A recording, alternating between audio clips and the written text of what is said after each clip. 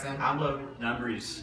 Today we're going to be talking about cannons from different time periods. Some of the time periods include medieval, 18th and 19th centuries, and 1900s till today. Back in the day, between the 5th and 15th century, a weapon called the bombard was created and used.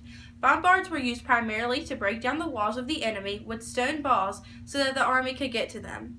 The structure of the bombards were mainly made of iron and were fired using gunpowder.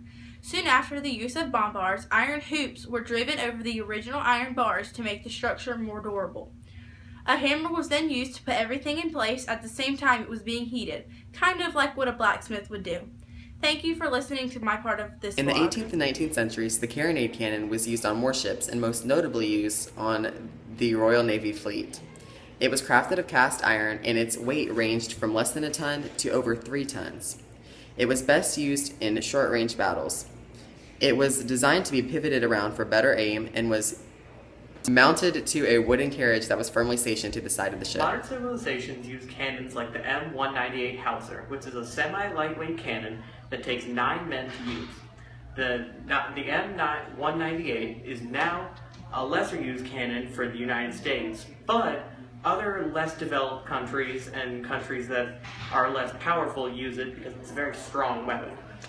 The cannon mainly functions as a cover fire weapon, but it can be used to target larger areas.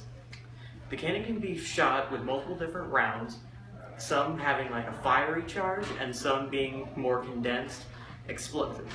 The explosion can be used to fight humans, but the fiery charges are usually just used to blow up buildings.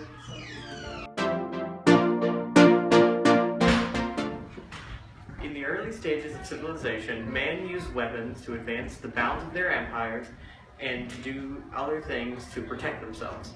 People like the ancient Egyptians used weapons like the crook and the bow and arrow as a way to fight. The bow and arrow was one of the first long-range weapons, but it didn't go over very well.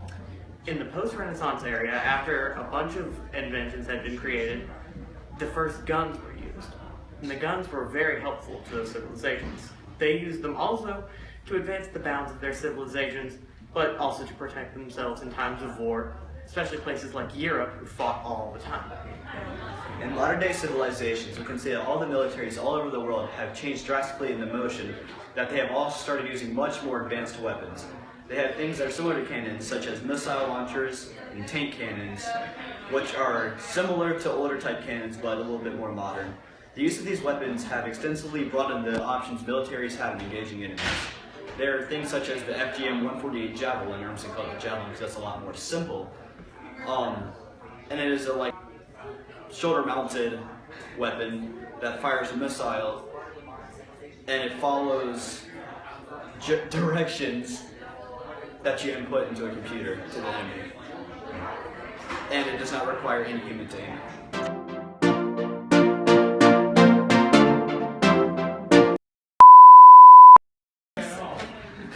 Okay. You're saying, you can say hey everyone and then I'll start. Okay. Take off my shirt. Hey guys, so today I'm going to be talking about medieval bombards. So these were Hey everyone. I'm Claudia. You're supposed to say it. Too. Oh, okay. It was crafted of warships and was